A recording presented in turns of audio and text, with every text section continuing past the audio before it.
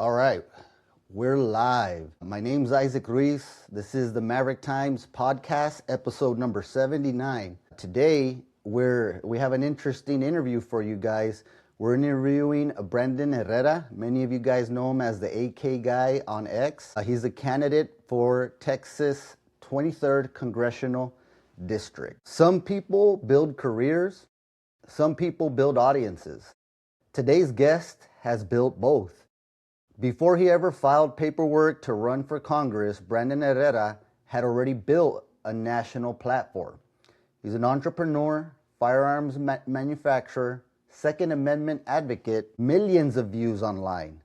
But now the battlefield isn't YouTube. It's Texas Congressional District 23, one of the largest congressional districts in our country. From San Antonio to El Paso, there's border towns, ranch country, trade routes, energy corridors, ground zero for the national immigration debate. He ran once, came within striking distance of unseating an incumbent backed by the establishment machine. Now he's back. The race looks different. There's tension, there's controversy surrounding our current congressman. There are questions about leadership, questions about ethics, questions about accountability. Herrera says Texas 23 deserves strength, it deserves clarity, it deserves someone who will not bend when Washington pressures start coming in. He says the border security is not a slogan, it's a line. He says the Constitution is not non-negotiable, it's a foundation. He says representation should not be silent when the district is watching. Today, we're not talking logarithms. We're talking legislation, border policies. We're talking economic leverage. We're talking leadership under pressure. This is Brandon Herrera, and the conversation starts now. How's it going, brother? How you doing, Mr. Herrera? Glad to have you on today's show. Well, I'm tired, but if I wasn't tired, then we'd be doing this all wrong, I suppose. No, you're absolutely right. And, we were able to catch you here when you were in Eagle Pass, and we appreciate you coming by. It's something that Congressman Tony Gonzalez doesn't regularly do. So I know we had a decent crowd out there at Fuddruckers, a lot of questions and back and forth. So I know a lot of people appreciate your presence in Maverick County, Eagle Pass, Texas. 100%. I appreciate everybody being willing to show up. That's what we're very strong on in this campaign. And, it's the way we ran things last time. It's the way we're running it this time is, we're not just campaigning in the big, high population areas, high voter areas, which a lot of people tend to do. We went to every single individual county in the district, most of them more than once. And we're doing not just photo ops, not just meeting with local leadership for a picture and then leaving. We're going out and doing town halls in every county. People can show up and ask questions and voice their concerns. I think that's the bare minimum you should expect from an elected representative. Awesome. No, I totally agree with you. So let's get into this questioning. The first thing I want to start off with is for the voters in CD23, not just here in Maverick County, but that may not know you, the real you, the personal you, the background. What can you tell the people about who is Brandon Herrera? Sure thing. So first off, I'm a firearm manufacturer, firearm designer based out of Northwest San Antonio. I own a multitude and co-own a multitude of businesses in multiple different industries. I've always been kind of a serial entrepreneur, always trying new things and experimenting in new businesses and new industries. That's kind of been my passion, but my passion's also obviously in the firearm space, which has led me to do a lot of constitutional advocacy, flying out to other states that are trying to pass restrictive gun laws over the years and helping them fight that several times successfully, including at one point I was asked to fly down to Florida on behalf of former Congressman Matt Gaetz to testify before a congressional field hearing on ATF and government overreach. So while I was never involved in politics, I never was, I never wanted to be a politician or have my name on a ballot. I've always thought that politics was important, and I was always kind of involved in that regard. But a lot of that changed when I started paying attention to the votes of our Congressman Tony Gonzalez and realizing that a guy who calls himself a Republican, a guy who calls himself a conservative, is voting with the Democrats on things like gun control, on things like border policy. He voted to imprison President Trump with the January 6th Commission. I was just looking through his voting record, realizing, man, this guy is not representing me at all. Somebody's got to run against him. And then I looked at the election before. He had won his primary by a double-digit margin, and I didn't think that any of the challengers that were in it last cycle had enough juice to be able to pull him into a runoff. So I got involved, potentially one of the worst decisions I've ever made, but I threw my hat in the ring and decided to run last time. And we successfully took him to a runoff. And in that runoff election, we came within 400 votes of unseating one of the best entrenched Republican incumbents in the state of Texas. And so I was hoping that would be a wake-up call to Tony. He assured me that it was, that he understood that, people in the district were upset with the way that he was voting and that he would have to do better. Unfortunately, as we've all seen, he didn't. He didn't start voting better. He still kept taking the same money from the same big people in D.C., and his personal behavior got even more egregious. And so, I think I accidentally sent the opposite message, which is that he's invincible. I think he thought that as long as he had the money backing, he was invincible and couldn't be touched. And that's the wrong message a congressman should have. So I jumped back into the race this time, and this time I think we're going to pull it off by a good margin. It's definitely trending that way. Everybody I've spoken to, and I have several contacts across the state, especially in CD23, they're like, there's no way he's getting past the primaries, which obviously that's a good thing for you and anybody else that may be running. So you built a national platform before even stepping into politics. Why would you leave a successful private career to run for Congress? I know you touched it a little bit, but what was that final switch that made you decide, I have got to do this? It was definitely tough because, like I say, I have my dream job. I get to use my platform to crack jokes, to entertain people, but also teach people advocacy, teach people what's going on in the gun community and in the country in general, and teach about firearm history and things that I'm passionate about, which is firearm design. And so, I get to do all of my favorite things. I get to joke around with my friends. I get to shoot guns. I get to learn and teach history. It's one of my favorite things to do, and that's my primary source of income aside from all the other businesses and such. So while I really enjoy what I do, and it's very lucrative, and this is all I've ever wanted, right? Certain things I believe are more important than being comfortable, and in that case, I believe that the district deserves good representation. Not just another politician, not somebody who's going to say one thing and do another. Well, why do you think Texas CD23 is worth fighting for? What makes the district unique compared to the rest of Texas?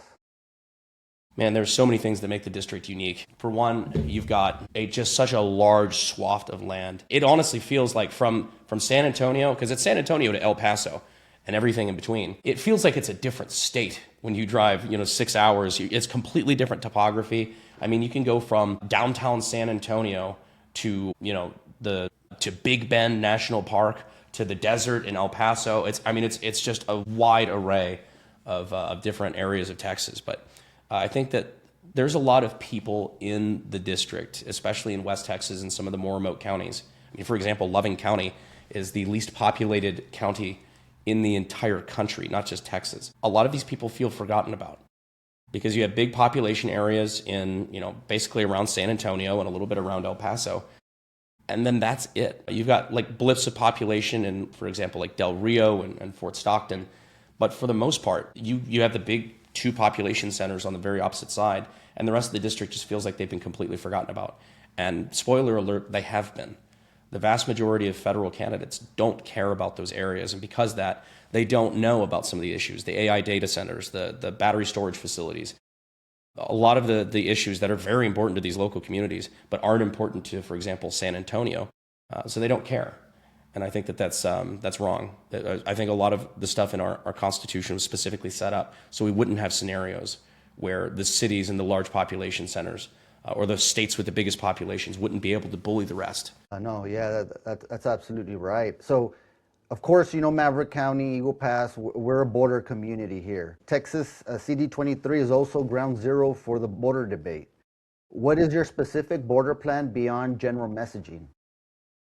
For sure. One thing I will say about the borders, when I came to Eagle Pass last cycle back in 2023 and 2024, it is a completely different situation there. We talked to Border Patrol, we talked to National Guard there, people that were, were willing to talk off the record as to what the real problems were and how they weren't being allowed to do their job due to the rules of engagement and all sorts of other things, all the other like federal blockages really. Now, with President Trump in office, it is night and day. It is a huge, huge difference between 2 years ago and now. And that's good, but we can't rest on our laurels. We have to, the number one priority for me border-wise, codify in law the executive orders that Trump has put forward that have fixed the border crisis. Because as they stand, right now, it's mostly executive orders, executive action. One of these days, we will get another Democrat in office.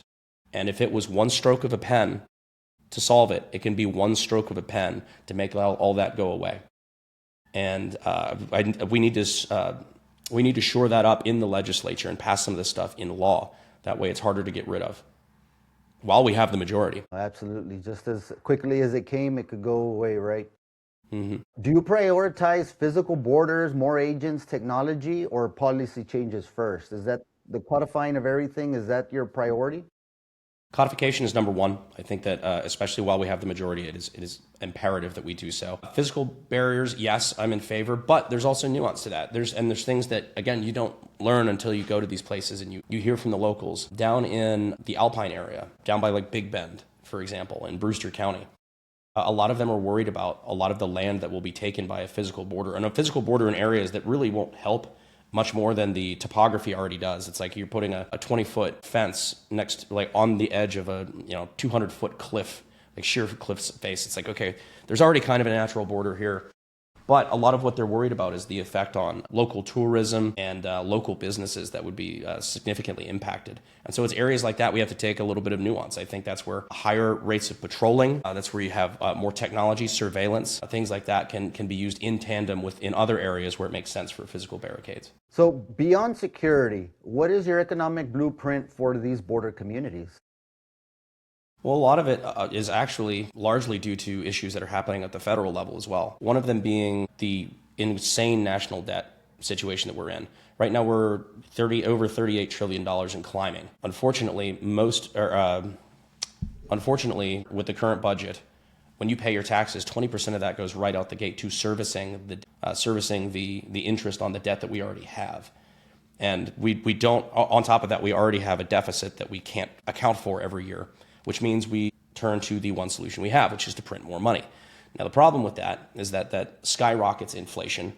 And so if you stick $1,000, nice round number, to the side at the end of the year, you do everything right, you don't spend more than you make, you set something to the side for, whether you're going to invest it or just to hold on to it or save it for a rainy day. Then the very next year, due to inflation, that $1,000 is now worth $900, and you didn't do anything wrong. It's just because the government can't get its stuff together. So we have to stop just printing money, printing our way out of this problem. We actually have to attack the deficit. We actually have to start looking at ways to pay down the debt, or at least going in that direction, because this is completely unsustainable. And as long as we continue to print the money, it's the biggest inflation on the American people. And it's one of the things that's driving up cost of living and everything else. It's because they're not only just taking your money now, they're taking the value of your money. And that's wrong. Yeah. So ports of entries drive a lot of the commerce in this district. What would you do in Congress to improve infrastructure funding and secure that border communities have the infrastructure needed moving forward? My apologies. You broke up for about halfway through that. Sorry about that. What I was saying is that the ports of entry drives commerce in this community as well throughout the district. What would you do in Congress to improve infrastructure funding to secure that Eagle Pass and other border communities throughout the district have the infrastructure needed as growth starts or begins? Now, to my understanding, and you may know better than me on this in your community, but to my understanding, a lot of the issues aren't really necessarily a funding problem, because a lot of people are pushing back, especially I know like in the Del Rio area, there's a lot of pushback because they're trying to open a new international bridge and different things like that. They're throwing millions and millions of dollars at this. But the ones that we already have, for example, if you have 7 lanes of a commercial highway, because of the lack of manpower that we have there, 4 of them are closed. So it's not necessarily that we need new infrastructure, that we need to spend, years and years and millions, tens of millions of dollars, hundreds of millions of dollars on creating new highways and new infrastructure. We just need to take care of what we have and be able to staff it effectively. A lot of the issues with government don't necessarily come from lack of funding. They come from complete inefficiencies. There's always a new push to make a new building. Oh, we need veterans aren't getting the health care they need, so we need to build a new VA hospital. It's like, well, no, if the current one is 60% unoccupied and we don't have the specialists or the doctors or whatever to staff what we have, and several floors are just completely empty, maybe let's focus on that first. I know a big new shiny building sounds good when you're running for office and when you're trying to show, oh, look at we're getting stuff done. But at the end of the day, are we solving the problem? No, that's a good way to put it. Where do you stand on Texas energy production? Should the district double down on oil and gas, diversify, or do both? I mean, the oil and gas industry is one of the biggest outputs for the entire state of Texas. It is our breadwinner by far. There's a lot of people that are pushing back in West Texas. You see that we're littered with solar farms, with wind farms, things like that, and a lot of that energy that's being used from that isn't even staying in Texas. It's being shipped out to California and the West Coast and everything like that. It doesn't even go to the local communities that are having to put up with the eyesore of having a giant wind farm at the edge of their property that's been untouched for centuries. But I think that maybe there will be a time moving forward where solar does make sense or something like that, because right now solar panels don't have a very high rate of efficiency.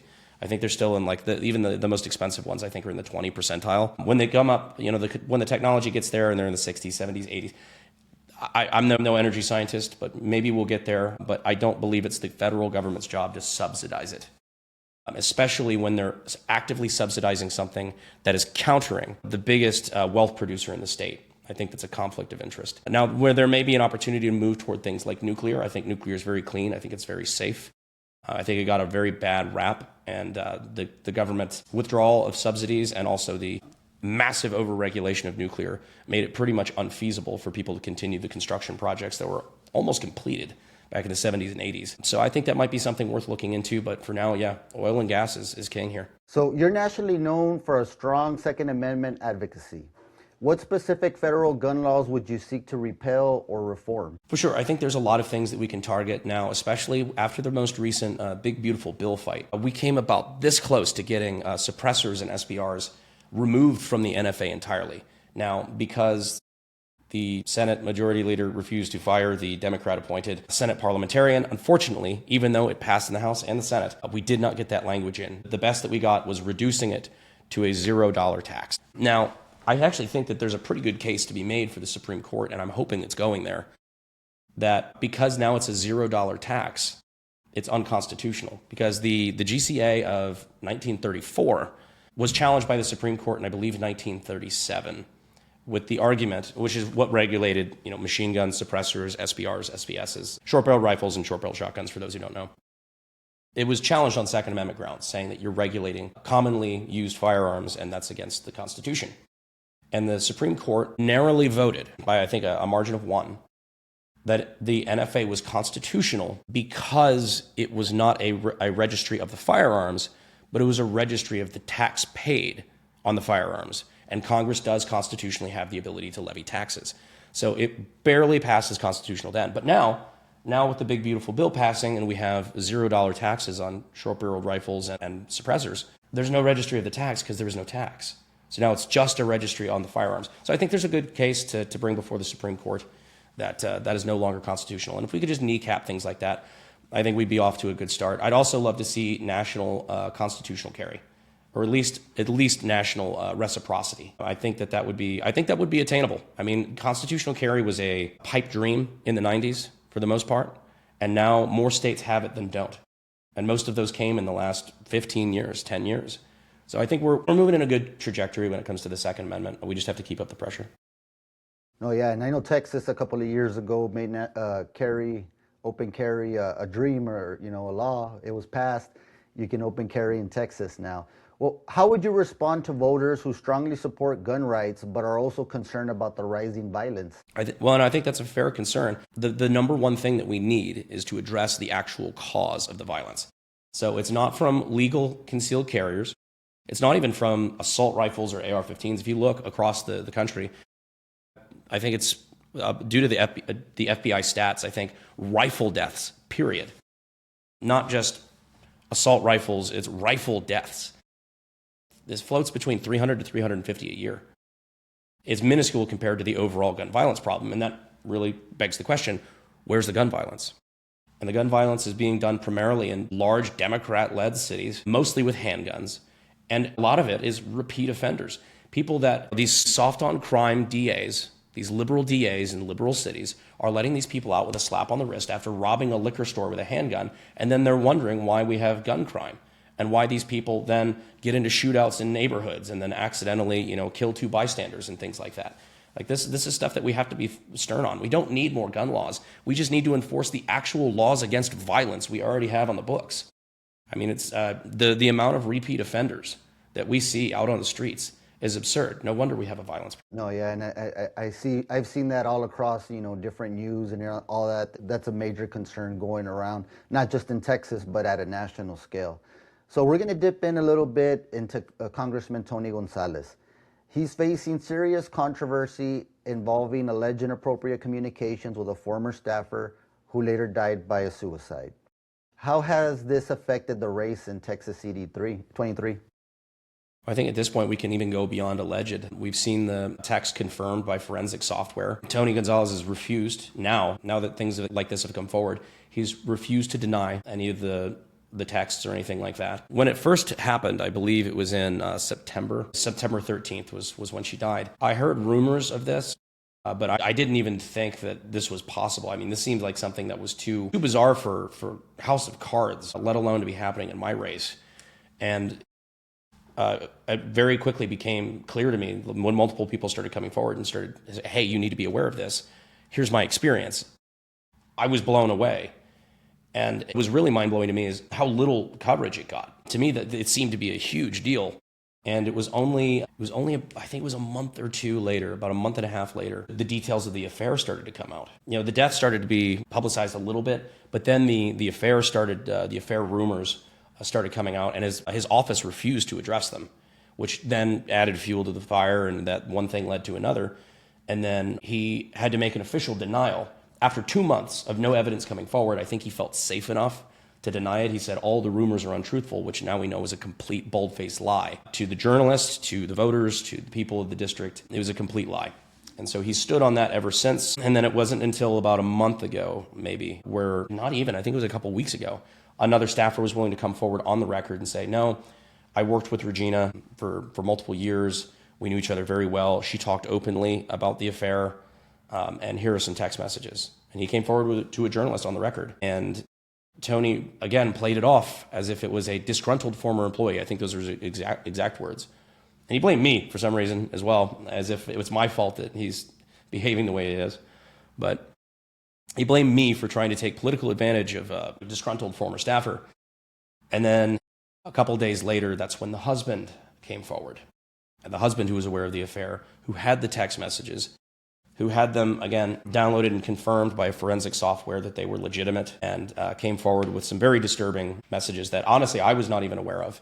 I knew that there was an affair, but I did not know to what degree Congressman Tony Gonzalez pressured a subordinate into said affair. And it was really just disgusting to see firsthand.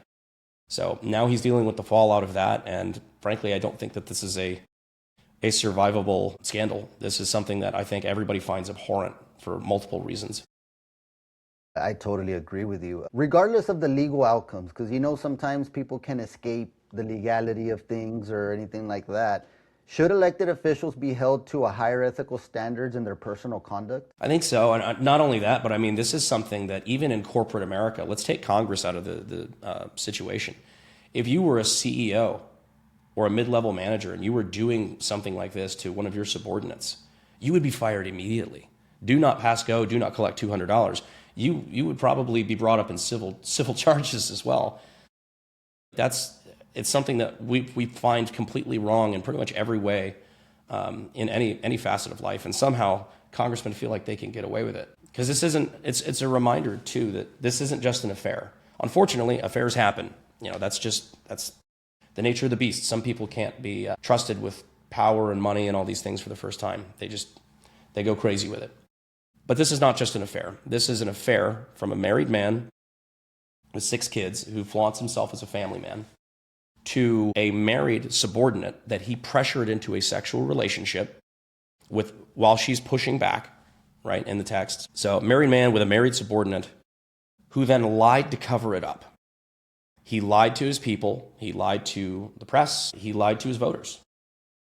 And I think that's not something that, I mean, even if you take his voting record out of it, which that was my entire qualms with Tony in the beginning, is entirely his voting record. So now not only is he a bad congressman, an adulterer, a sex pest, but now on top of it, he's a known liar, he's a proven liar. And so I just don't know how anybody can take a look at all of those things we now know and still cast a vote for this man. No, yeah, and we saw on X, the husband, he said that you helped him out and his family with a GoFundMe page. I think we saw that raised about $68,000 already, and he was thanking you for setting that up for his family. Have you been in close contact with the family, with the husband or anything ever since this scandal has come out from Congressman Tony Gonzalez? Yeah, so I did with his permission start a GoFundMe. We raised about $41,600 at time of recording. Our goal is to get to $100,000. So I donated some as well and everything, because at this point he's just looking to set something aside for his son. You know, it's like a kid who apparently it seems like he's a great kid with a bright future that's going to have to face that without his mother. And so anything we can do to help the family out, I'm there for it. I was not in contact with Adrian before this scandal or anything broke, but we did get in contact a couple days ago where I did ask if it would be appropriate to start the GoFundMe, to which he said, absolutely. But honestly, he seems like a really cool guy, and it's sad to see, it's an awesome kid. He's a great guy from what I can tell. We get along, just fine, and it's sad to see that this was a home that was completely wrecked by Tony Gonzalez. Disappointing. But very admirable that you're willing to help them out. I have a question that came in through the comments real quick. They say, what can voters do to ensure you get the nomination rather than Tony with all the endorsements that he currently has? Well, for one, I really hope that some of those endorsements are about to go away. I don't know how, if somebody was asked to re-up their endorsement now, I don't think any of them would. We've got our own endorsements that have been pouring in. I've been very thankful to have, for example, Congressman Chip Roy, Congressman Eli Crane. We got Congresswoman Lauren Boebert. We've got plenty that are starting to come in, especially from some of the more conservative members of the House. But as voters, the number one thing you can do, and I know this sounds cheesy, but I'm dead serious, is vote, is turnout. Turnout has to be everything. Get your friend, tell your friends, tell your family, tell your church groups, anybody that you're in contact with that you know is even remotely politically inclined. Spread the word about this and make sure that turnout is high. Make sure that they go out and vote. Because this is not just about making sure that we beat Tony. This is not just about making sure we beat Tony by a large margin. This is about showing strong Republican turnout in District 23 so that the Democrats don't consider this seat to be weak and on the table. Because this is a strong conservative district. Even though last cycle, Tony was a weak candidate, he was censured by his own party, and he barely survived a runoff by 400 votes. He still shellacked Democrat Santos Lamon by, I think it was like 37 to... It was a big margin. 63, maybe swapped on that. Like it was like 20 points. It was very, very big spread. If the Democrats want to come spend money here, I'm glad they'd waste it here instead of another possibly actually flippable district across the country that might be within 2 or 3 points instead of 20. But even still, we want to show good, strong Republican turnout. We want to make sure that Democrats outside of Texas knows that Texas is strong. We are not on the table. Real quick, in closing, in 1 minute, why are you the better choice for Texas CD? Well, at this point, I'm the candidate that can win. And not only that, but I'm the only candidate in this race whose life gets worse if he gets elected. I'm not doing it for the money. I already have it. I'm taking like a 95% pay cut to do this. I'm not in it for the fame. I've already got a national platform. We get 500 million views at current. I'm probably more than that now at this point. Not in it for any of the other reasons people would get into it, other than I just think that this district deserves better. I think we've had some bad representation, and I'd like to see somebody representing the conservative voice of Texas in the way that we deserve and haven't gotten in quite some time. Well, Brandon, I mean, that's all we have for you today. We'd like to have a follow-up maybe after you win the nomination for CD23. But is there anything you want to close out in telling the people out here that are watching and the thousands that are going to watch this afterwards? 100%. Well, for one, I appreciate your time and I appreciate the voters for listening. The one thing I will say is, A, please go out and vote. The election, well, early voting is still going on until the 27th. The election itself, the primary itself is on March 3rd. Get out to vote. We need to make sure everybody goes out and makes their voices heard. But to those who even maybe don't support me, the thing I want to make very clear is no hard feelings. It's something that I take seriously, and I know that there's a lot of politicians that might be spiteful about that sort of thing, or like sheriff's endorsements or things. Oh, he endorsed the other guy, I'm going to stick it to him. Not at all the way I do business. If you supported me, I'm going to be the best congressman to you I possibly can. If you didn't support me and actively tried to make sure I didn't get elected, I'm going to be the best congressman I can possibly be to you as well. It's not partisan. My job is to represent all of the people, not the people that got me elected, not the people that I owe favors to or anything like that, because I don't.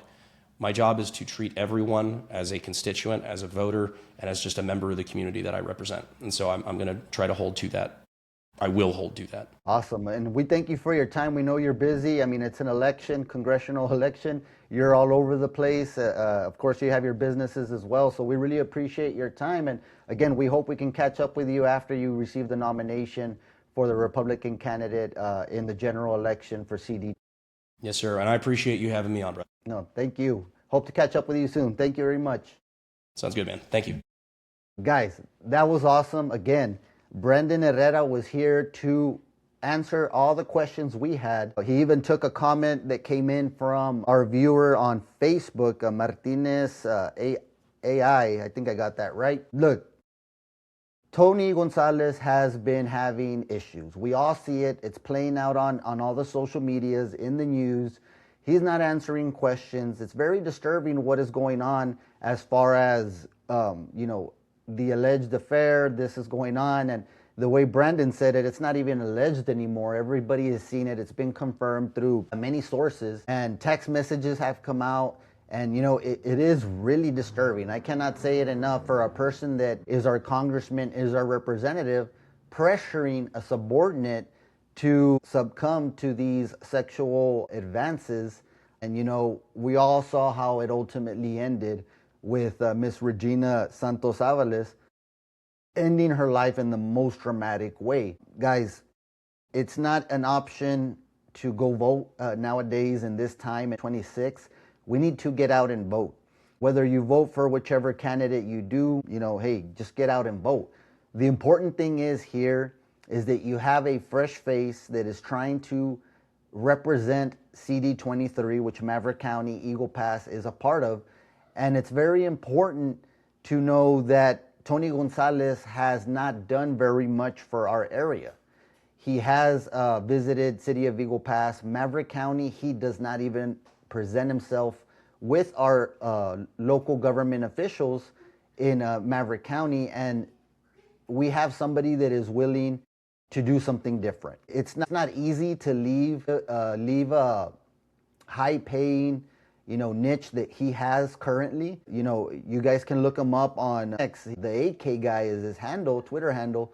And on YouTube, he has a very successful business, very successful following already as it is. As many of you guys know, it is a headache in its own having to come into any type of political office, let alone Texas CD23, with all the vast diversity and all the issues that may be coming out from that diversity. There's different things in San Antonio here, Maverick County, Eagle Pass, El Paso, Del Rio. There's a lot of diversity in the issues that each of these areas is experiencing.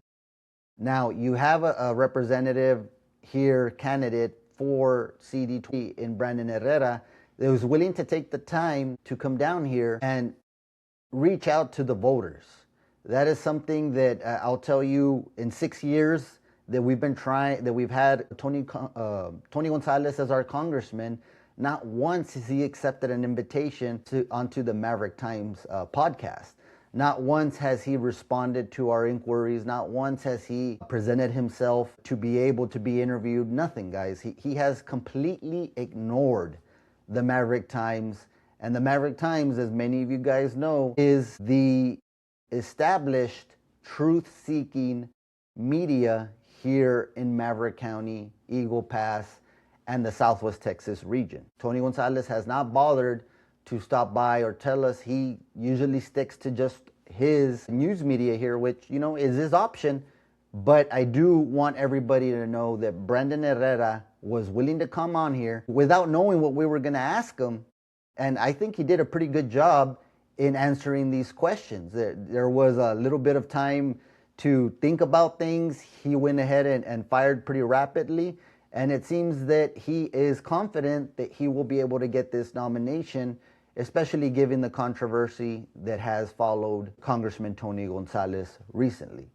Guys, that's all we have for you this morning. We may be going and walking out to the elections this afternoon, this evening. So watch out for that. That might be coming up. We appreciate you taking the time. We know we usually have a nightly show here on the Maverick Times podcast. We had to accommodate to Brandon's schedule. He is a busy guy. He's running for the nomination for CD23, so we had to accommodate. Took some time from work to do that. We appreciate everybody joining on here on X, YouTube, or Facebook. Of course, you can catch the cleaned up version, the edited version, on Spotify, on Apple Podcasts, and again on YouTube, Facebook, and X. We appreciate all of y'all's time. This is all we have for you today. I'm Isaac Reese with the Maverick Times podcast. Thank you.